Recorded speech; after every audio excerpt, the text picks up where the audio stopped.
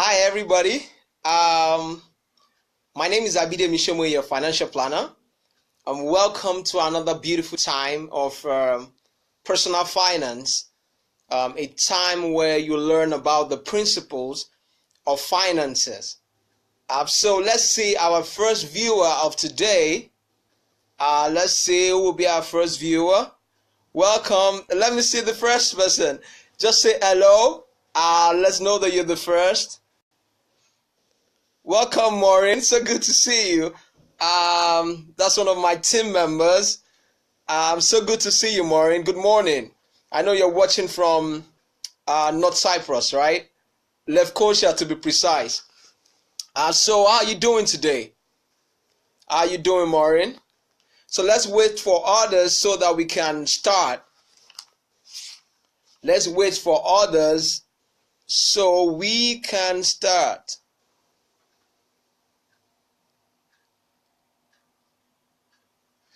So today, I'll be talking about something very simple. I'll talk about something very... Welcome, my brother Tibet. So good to see you this morning. I know you are also watching from North Cyprus.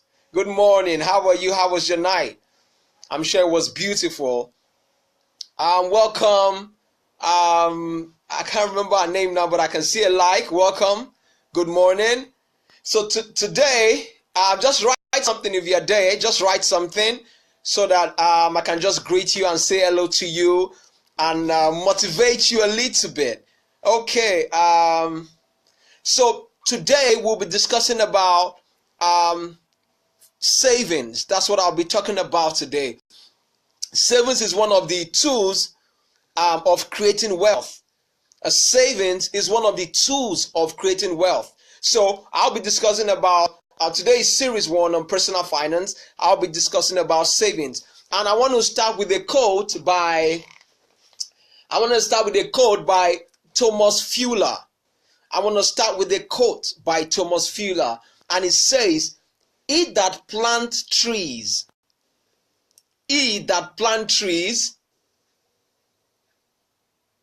I'm coming. It says, he that plant trees loves others besides himself. He that plants trees loves others besides himself." That's a quote by Thomas Fuller. It simply means that whatever you are doing, especially when it comes to your finances, you need to put tomorrow in perspective. You need to put 5-year plan in perspective. You need to put a 10-year plan in perspective. Welcome, Abidemi Somoye. So good to see you this morning. So you must. What I'm trying to say is you should put tomorrow in perspective when it comes to your personal finances. It's very, very important. And I'm going to give you some points about savings, the importance of savings, and why you and I must save. Number 1, savings is the first thing you must master when it comes to creating wealth. Savings is the first thing you must master when it comes to creating wealth. It simply means that for example, when a nation makes, maybe they have revenues, you'll notice that anytime revenue comes into their account, the first thing they do is the first thing they need to do is to put out the portion. Welcome, Anojo, Dr. Anojo, so good to see you.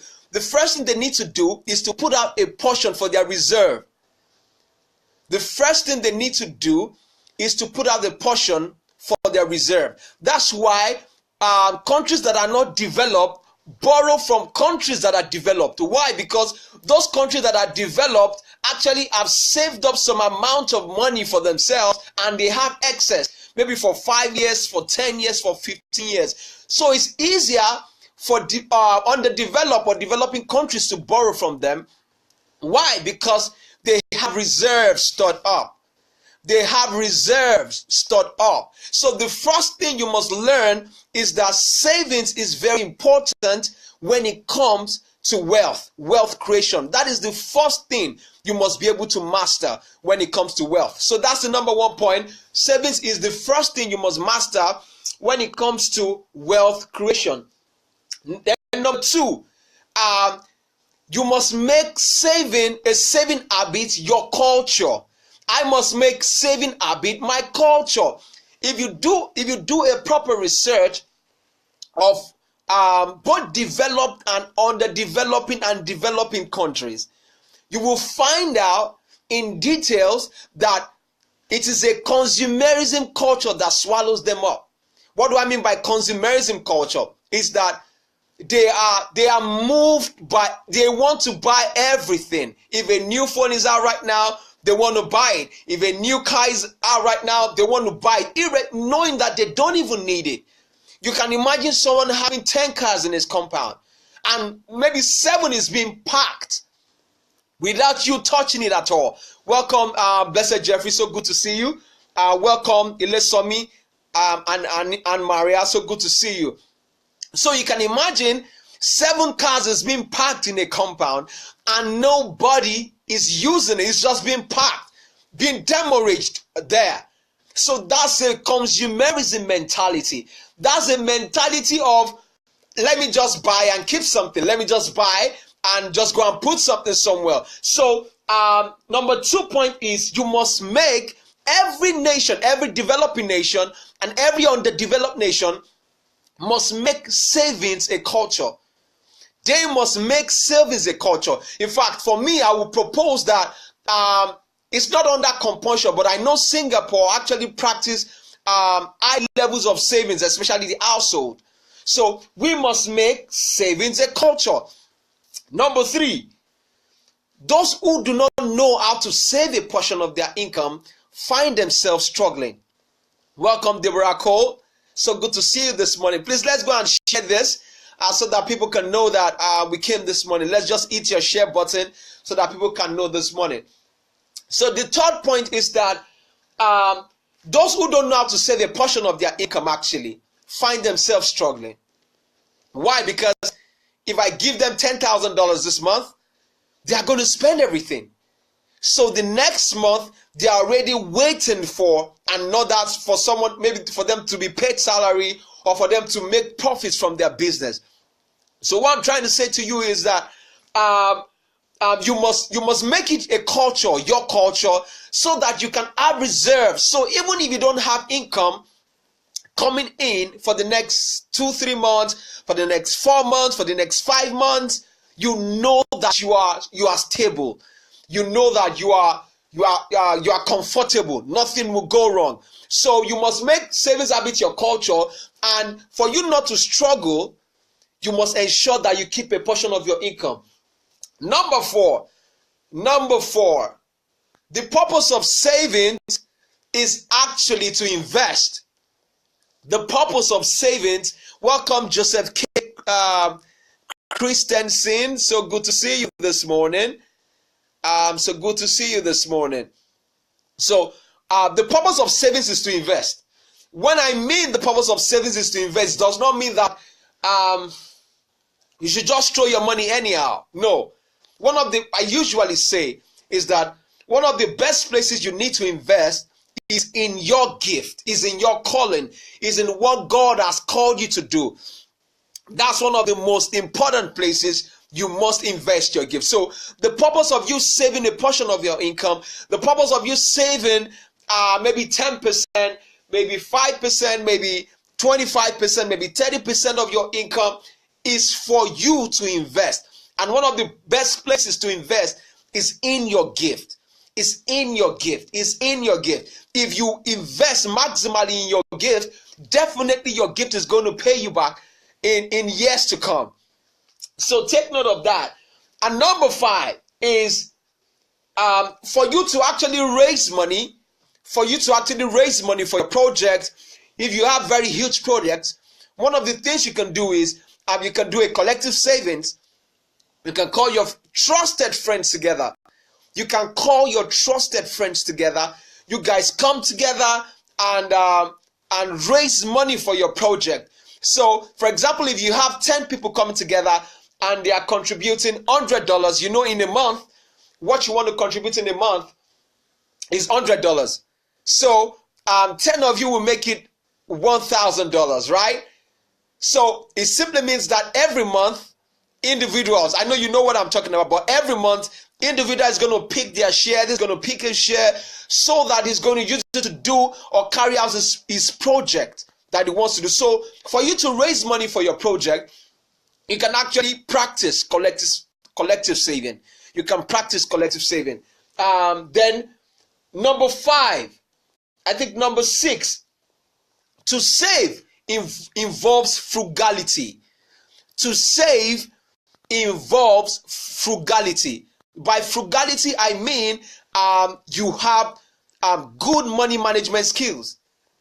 By frugality, I mean that you can manage your finances properly. That's what frugality means. So for you to be able to save a portion of your income, you've got to learn to be frugal. You've got to learn to be accountable for every penny that goes out. It's not to be miserly or to be stingy, no, but it's about you being accountable. It's about me being accountable to myself. Number 7, savings breed in you discipline. By the time you save, you form the habit of saving a portion of your income over time, you will notice that you are disciplined. You just don't buy everything that comes your way.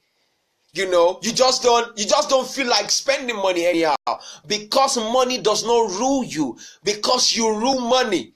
So it simply means that I should be able to walk by a store without, compulsorily spending money just because I feel I like this when I know I don't need it.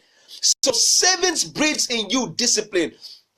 And one of the best things that can happen to a man is to live, is to be able to live his life, not being worried about money. Is to be able to live his or her life, not being worried about money. So because life is actually more than money. Your purpose is actually more than money. Your dreams, what you want to achieve. I know money is important, but you can't imagine 24 hours. Instead of you to spend 24 hours developing yourself, you are spending 24 hours worrying about money. So you must discipline yourself to a level whereby money is not your problem. You must discipline yourself in such a way that you take off the control of money from your brain. You take off the mentality that everything is about money. You can even fulfill your purpose without necessarily you be carrying money all around. You understand? So savings breeds discipline. Discipline and self-discipline is very vital for one's success. And the last one is, I already spoke about consumerism structure. The last one is, savings has always been in existence. It's not new. Notice one thing. That's what we call compounding. Compounding in less developed countries or developing economies, most people don't practice the principle of compounding because they believe that their resources is meant for present consumption. They believe that whatever gets to their hand is expected to be spent immediately. So they don't practice compounding. They don't. What do I mean by compounding? Compounding is when your interest hence interest.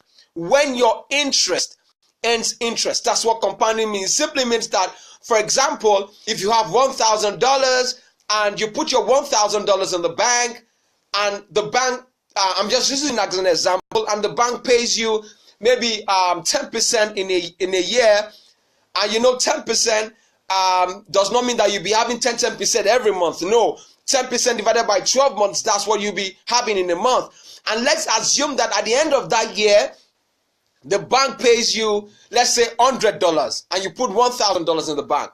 So the following year, remember that you are adding money to your account. You keep on putting money to your account. You keep on putting money to your account.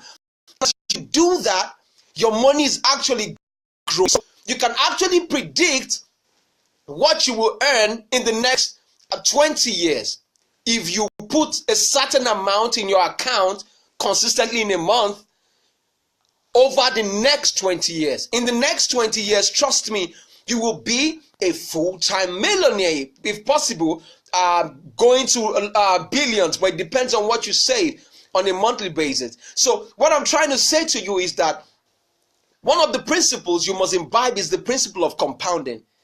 Try and it's not compulsory that you must spend all your money immediately. It's not compulsory that all your money must go to consumption. There are sometimes you have to close your eyes to expenses. There are sometimes you have to close your eyes to consumptions. There are sometimes you have to deny yourself. There are sometimes you have to delay gratification. For example, you want to move to a new house and you know that your level of income cannot support that house. You know why? Why move when you know you cannot support, you cannot sustain where you are moving to? So most times what you need to do is to double your income or triple your income or ensure that you have times 10.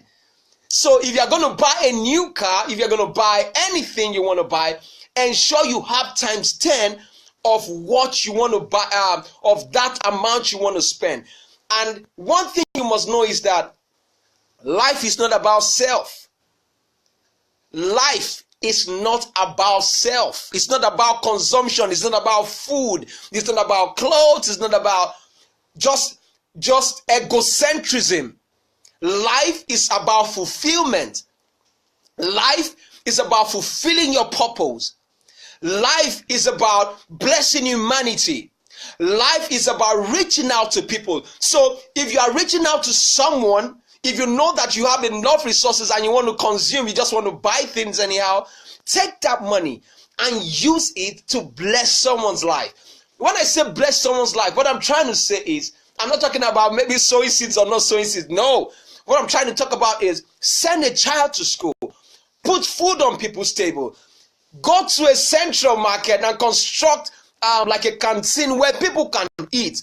Do something memorable. So life is not about self. Life is not about self. And life is not about consumption. Thank you for today. I'm going to stop there today. And let me say hello to everybody. And I'm sure you can watch it again. I'm going to post it on my YouTube. You can look for Abidemi Somoye on YouTube. And you can watch this again. Let's share this so that everybody can know that we spoke about savings today. So let me just quickly run the points down so you can actually remember them. 1, to create wealth, savings is the first thing you must master. Number 2, savings must be your culture. You must teach your kids. It's very vital. It's very important. Number 3, those who do not know how to save a portion of their income or save at all find themselves struggling. They struggle a lot because they spend their resources before the next income comes in. The reason why you and I save and invest is to the reason why we save is to invest. Why you're saving is to invest, and one of the best places to invest is in your calling, is in your gift, is in your abilities that God has put into you. Number 5, for you to, if you have huge projects to carry out, one of the best things you can do is to do a collective savings. You can call your trusted friends, underline it, trusted friends together, and put some money together and put your money into that project. Number 6, to save involves frugality. Frugality talks about better money management skills. That's what frugality is all about. Then number 7, service breeds in you discipline. Service breeds in you discipline.